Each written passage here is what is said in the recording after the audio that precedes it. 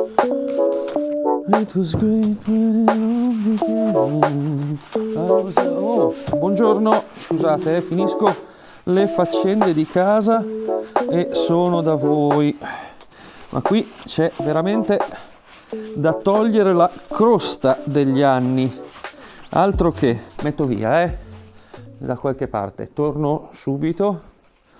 Dicevo, credo che in pochi abbiano mai visto questo paio di casse qua. Qualcuno sì, qualcuno le ha anche sentite, ma pochissimi individui scelti fra i più discreti vabbè. A volte le ciambelle non escono col buco, si sa, e quindi tanto vale far finta di niente, prenderle e metterle da parte. E queste sono state messe da parte diversi anni fa, hanno riposato in magazzino, anzi in diversi magazzini per un bel po' di tempo e hanno fatto da dimora a un certo numero di famiglie di arachnidi di cui adesso stavo togliendo i segni del passaggio. Queste case qui dovevano essere grosso modo una sorta di Cantico CX5, non lo so, non hanno mai avuto un nome definito.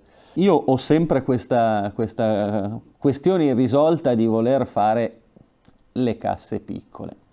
Il problema è che quando esagero col farle piccole poi me ne pento e torno sui miei passi, e questo è una di quelle volte. L'idea mi è venuta quando ho visto questo altoparlante qua.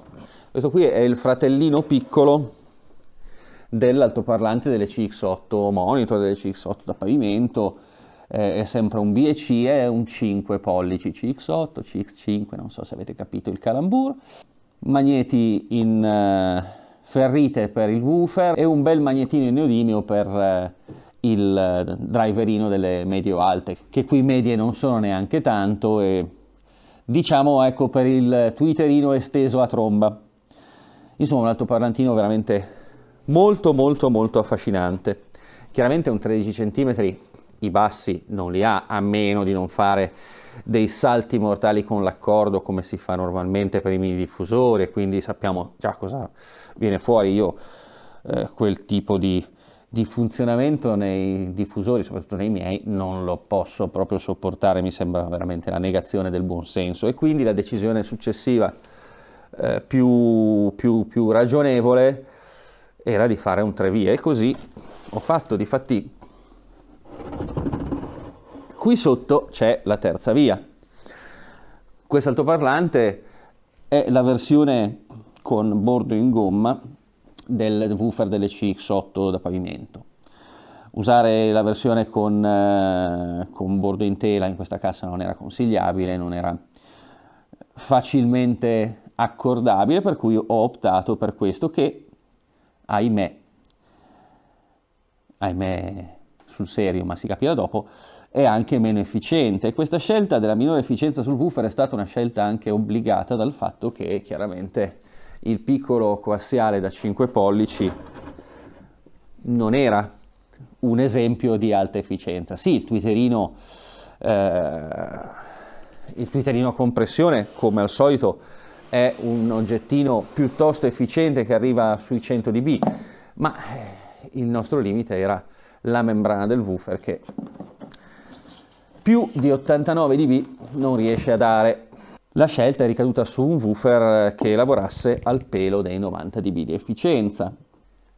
Per non lasciarsi mancare niente, qui sopra, qualche spettatore più accorto lo avrà visto, c'è il super tweeter piezoelettrico della Taket giapponese, sì, perché appunto ho deciso di usare questa cassa così come test bed, anche per vedere come funzionassero questi super tweeter. Bene, ecco, se vi serve una risposta, i super tweeter funzionano bene, l'unica cosa è che sono terribilmente poco efficienti già per una cassa da 89 dB. Per avere una sorta di effetto facilmente percepibile bisogna usarne ben più di uno, e quindi insomma nuovamente qualche problema nella gestione. Diciamo che qualcosa si sente già con uno, ma ecco, è proprio un'ideuzza, forse perché venivo dai vecchi piezoelettrici della Murata, che invece danno veramente una grossa svolta. Comunque, quindi questa cassa così piccolina, perché larga neanche 20 centimetri, alla fine è diventata un 4 vie. Come suonava questa signora? Allora, io devo dirvi la mia opinione e riportarvi l'opinione di quei 2 o 3 temerari che l'hanno sentita da me, proprio in questa forma, perché così è stata presa, messa in magazzino, così era stata ascoltata.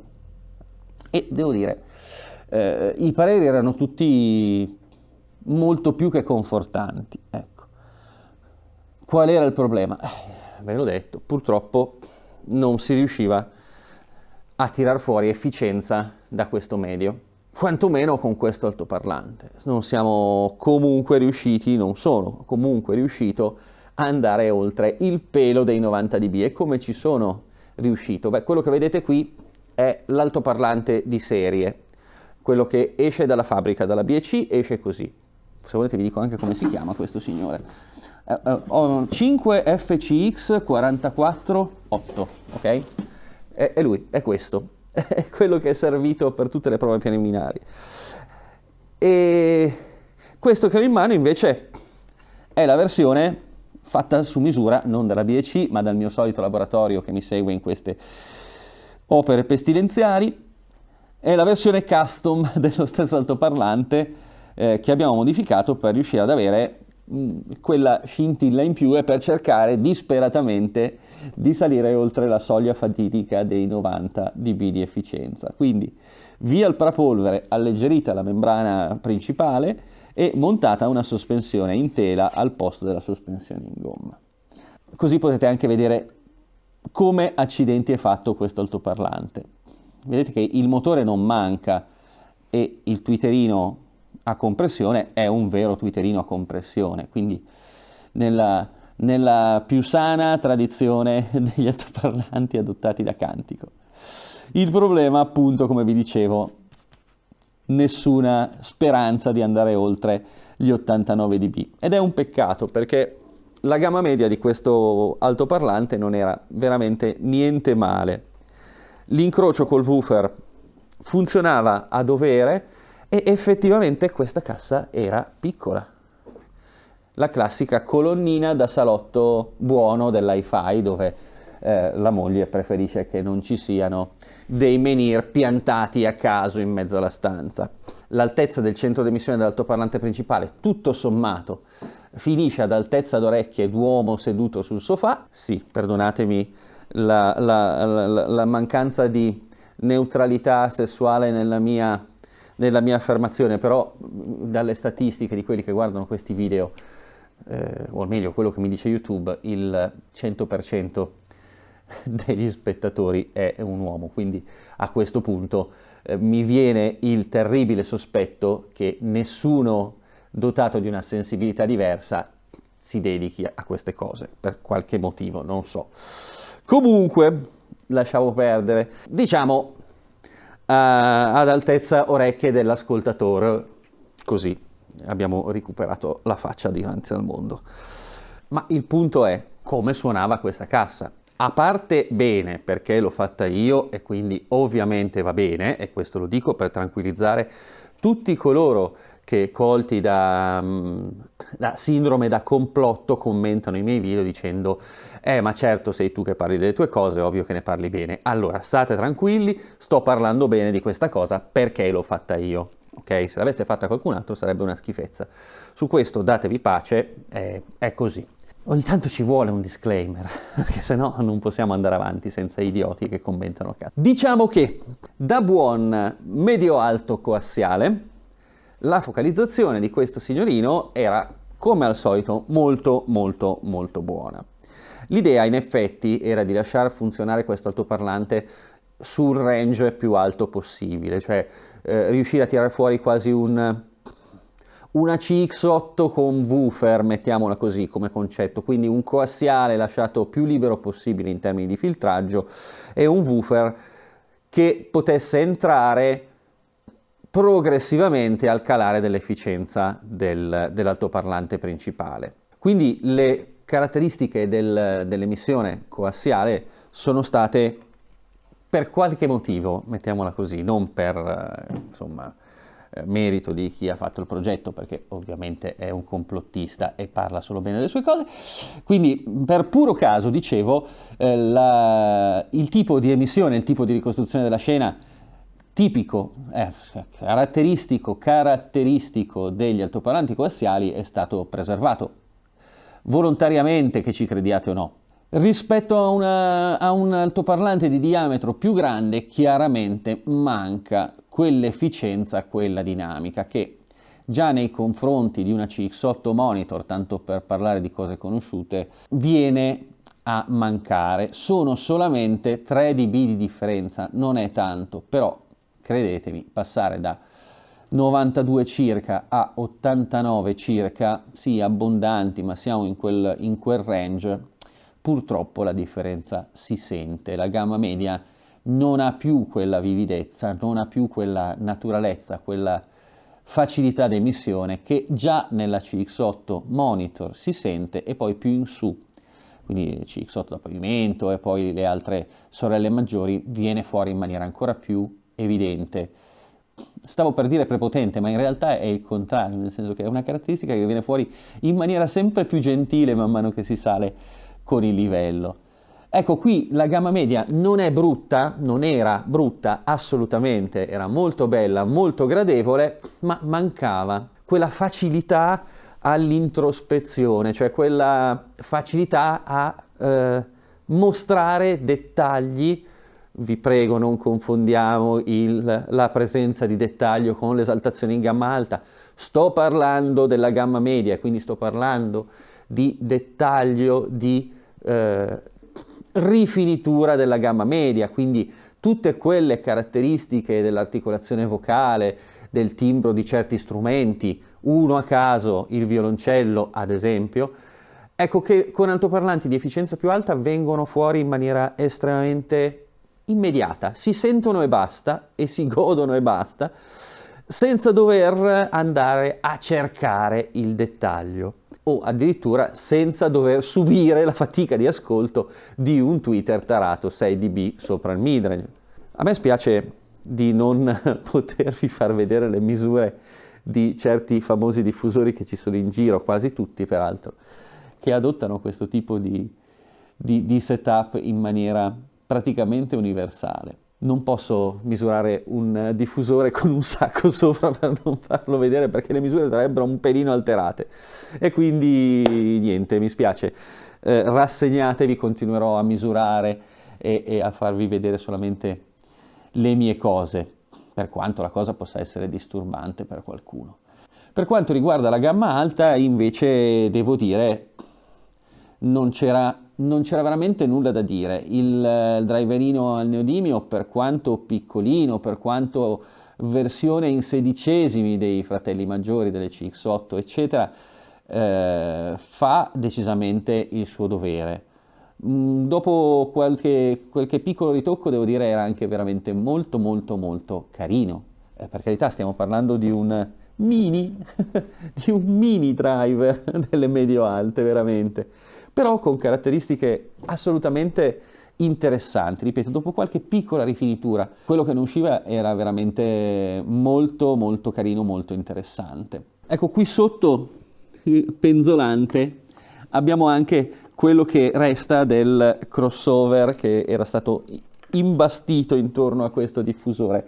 In realtà quello che resta è esattamente quello che era, perché è il crossover di questa cassa, sparso come si usa fare quando si prova a collegare qualcosa, e poi si sa già che si dovrà cambiare tutto quasi al momento in cui la cassa comincerà a suonare. Perché? Perché normalmente si parte da un crossover calcolato a tavolino, ci sono i programmi di simulazione, ci sono tutta una serie di risorse a disposizione ormai che ci permettono di realizzare in modo virtuale il crossover completo di un diffusore con un'accuratezza molto alta, e questo va molto bene per imbastire, diciamo, il punto di partenza. Dopodiché tipicamente si scopre che la realtà è abbastanza diversa dalla simulazione per vari motivi, non che le simulazioni siano sbagliate o non servano, per carità, non fraintendete le mie parole. Però ci sono tutta una serie di fattori che a volte non si riescono o non si vogliono includere nelle simulazioni. Ad esempio, in un diffusore del genere abbiamo un medio e un alto che sono concentrici, quindi con problemi di fase molto ridotti, e una distanza invece fra woofer e midrange che è piuttosto elevata. Non solo il woofer è su un fianco, non è sul frontale appeso, insomma, tutta una serie di aspetti costruttivi che vanno poi presi in considerazione. Ecco, io questi aspetti costruttivi preferisco prenderli in considerazione durante gli ascolti e le misure fatte poi in un ambiente relativamente simile all'ambiente d'ascolto normale, medio, insomma tipico di un audiofilo. Quindi niente camere anecoiche e niente simulazioni ultra accurate del cabinet e di tutte le varie cose che possono essere prese in considerazione, perché se vi ricordate avevamo anni fa visto in un video un software di simulazione che permetteva veramente di prendere in considerazione anche i dettagli più minuti del nostro diffusore e darci una simulazione estremamente realistica. Questi programmi ci possono mettere davanti una situazione di massima del nostro diffusore, ma non ci possono dire se quel diffusore suonerà o no. Ci possono dire che avrà un'ottima risposta in frequenza, ci possono dire che avrà una certa efficienza, ci possono dire che avrà una certa dispersione in ambiente, ci possono dire veramente tantissime cose e ci possono praticamente dare un diffusore correttamente calcolato. Per quanto riguarda il fatto che quel diffusore suoni o meno, ecco, non ci sono ancora arrivati, mancano i modelli psicoacustici di percezione da integrare nei software di simulazione. Magari ci arriveremo, anzi probabilmente ci arriveremo, non so dirvi quando, non so dirvi come, ma visti gli ultimi risvolti potrebbe tranquillamente succedere, non sia mai che ci sia un'intelligenza artificiale che a breve ci permetta di progettare diffusori che suonano. Speriamo di no, se no andiamo tutti a pelar patate. Beh, vabbè, forse sarà interessante. Non abbiamo parlato della parte bassa. La parte bassa, in realtà si tratta di un accordo reflex molto simile a quello di una CX8, anche proprio come volumi siamo abbastanza vicini a quelli di una CX8 monitor. Cambia l'altoparlante, quindi ovviamente cambia abbastanza il comportamento, abbiamo un altoparlante più tradizionale di quello da CX8 monitor, un bordo in gomma, risonanza sufficientemente bassa, per avere un'estensione in basso abbastanza considerevole, senza sacrificare troppo dell'articolazione e senza avere delle casse enormi fondamentalmente. L'unica particolarità di questo progetto è stato un ottimo banco di prova per una soluzione che, lungi dall'essere originale, moderna e quant'altro, perché è cosa che si usava già tanti anni fa, però è una soluzione che si usa abbastanza poco in generale, cioè quella di utilizzare una resistenza in parallelo al nostro woofer per, da una parte, abbassarne leggermente l'efficienza, dall'altra modificarne leggermente i parametri elettroacustici. E voilà, eccovi qua l'ingrediente segreto delle queste di loro, delle CX5 se vogliamo chiamarle così. Un paio di resistenze che potevano essere opportunamente inserite in parallelo alla bobina del nostro woofer per variarne le caratteristiche. Molto high tech, vedete? Così non c'è e così c'è. Beh, è stato un esperimento molto interessante perché effettivamente giocando su quel valore si può adattare il comportamento del nostro woofer ai nostri bisogni senza dover andare a farlo a pezzi, modificarlo meccanicamente. Qual è il problema? Il problema è che con soluzioni del genere ci mangiamo efficienza dall'altoparlante, che sì, si piega un pochino di più ai nostri voleri, ma non è che funzioni altrettanto bene rispetto a quando lo si usa al naturale. E questo è abbastanza ovvio se pensiamo che una parte, peraltro non trascurabile, dell'energia che arriva dall'amplificatore, anziché essere dissipata, fra virgolette, o trasformata in lavoro meccanico dal motore dell'altoparlante, viene semplicemente dissipata in calore da queste resistenze. Quindi ovviamente è tutta roba che non arriva a destinazione. Il sistema funziona bene, funziona male? Boh, allora, funziona, funziona nel senso che fa esattamente quello che deve fare. In questo caso la perdita di efficienza del nostro woofer non era un parametro preoccupante, perché ricordatevi che avevamo il solito problema del medio poco efficiente, per cui usando un woofer opportunamente più efficiente e perdendo l'efficienza in eccesso, alla fine questo era un sistema interessante per riallineare l'emissione dei due componenti. Quindi insomma un sistema un po' furbetto, lasciatemi dire, per mettere a posto le cose. Forse un po' troppo furbetto. Devo dire che non mi dispiaceva il risultato con la resistenza inserita, ma proprio perché si trattava di un sistema di non altissima efficienza, per cui alla fine la relativa minore quantità di informazione in gamma bassa era assolutamente bilanciata da un equivalente in gamma media. Di conseguenza, al livello raggiunto, l'equilibrio era assolutamente rispettato, quindi belle voci con un bel corpo, un basso tutto sommato voglio dire, stiamo parlando di un altoparlante da 20 cm, non di un 38, ok? Un basso coinvolgente, interessante, le dimensioni della cassa non enormi, beh, diciamo che era tutto a posto. E se era tutto a posto? Era tutto a posto, però francamente volevo qualcosa di più. Per cui, ok, tutto bello, tutto fantastico, ma mancava un po' di sostanza. Chissà mai. Alla fine magari un giorno riuscirò a trovare un coassiale come piace a me, con quei 92 dB di efficienza reali, ammesso che si possa pensare alla cosa, che mi toglierà d'impiccio e rimetterò mano a questo progetto, che tutto sommato, ripeto, era anche carino. Il problema è che se la doveva vedere con una serie di sorellone decisamente molto più performanti. Comunque, nonostante le sue piccole dimensioni, utilizzando degli altoparlanti, beh, insomma, ecco, i BEC sono, lo sappiamo, molto belli, sono piuttosto costosi, a dir poco, e in più andavano modificati e rilavorati, quantomeno il coassiale andava modificato e rilavorato, quindi sarebbe venuto fuori un costo finale di produzione tutto sommato relativamente alto per il livello prestazionale che di solito ho in mente io per i miei prodotti. Quindi, beh, è stato bello. Abbiamo imparato un sacco di cose, abbiamo conosciuto dei componenti nuovi, abbiamo avuto modo di provarli, abbiamo avuto modo di giocare con un bel altoparlante tentando di renderlo ancora più performante, e in fondo è questo quello a cui serve un progetto del genere.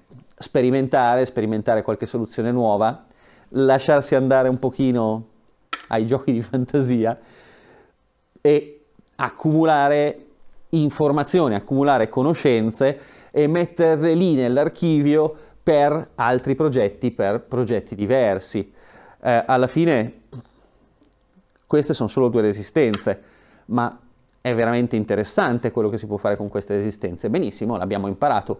Lo userò in altri progetti? Facilmente no, perché è un tipo di intervento che non ha molto a che fare con quelle che sono le, chiamiamole, linee guida, ma semplicemente non ha molto a che fare col come mi piace, come ritengo giusto fare un diffusore. Però magari un giorno, chissà, dovendo fare un diffusore a bassa efficienza, speriamo che non cada un fulmine, potrebbe tornarmi utile. Questo componente, se ne sentiva parlare un sacco, è un bel componente? Sì, è un bel componente. Lo userò in uno dei miei progetti? Probabilmente no, di nuovo è troppo poco efficiente, non dovrei usarne una stringa di 10 perché funzioni bene in una situazione, perché funzioni bene in un diffusore ad alta efficienza. Per cui anche se questo diffusore in particolare non è diventato qualcosa di finito, costruito e messo in vendita, di cose me ne ha dette e posso essere grato anche a questo progettino un po' fuori dagli schemi e decisamente lontano dalle classiche soluzioni Quantico, per aver messo lì un po' di conoscenza in più e per aver focalizzato meglio dove andare a parare. Quindi adesso anche voi avete conosciuto quella che sarebbe dovuta essere qualcosa tipo la CX5. Benissimo, spero che abbiate gradito la possibilità di entrare un pochino anche nei meandri meno conosciuti della mia attività. Con questo video abbiamo anche accontentato tutti quelli che temono sempre che io mi limiti a fare del marketing quando faccio i video. Bene, questa non è in vendita, non la potete comprare, non la vendo, ho fatto un video di qualcosa che non esiste. E così siamo tutti tranquilli, spero. Lasciatemi almeno scherzare. Comunque vi ringrazio per avermi dedicato questo tempo a seguire le mie vicissitudini. Ricordatevi magari di condividere il link a questo video sugli altri social, così insomma più gente vede questi video, più YouTube è contento e lo fa vedere a sua volta. Sapete come sono queste dinamiche, alla fine non vi costa niente, anzi magari mentre ci siete potete iscrivervi al canale se vi interessano questi contenuti e se ne volete vedere degli altri. Non mi resta che salutarvi, ci vediamo al prossimo video.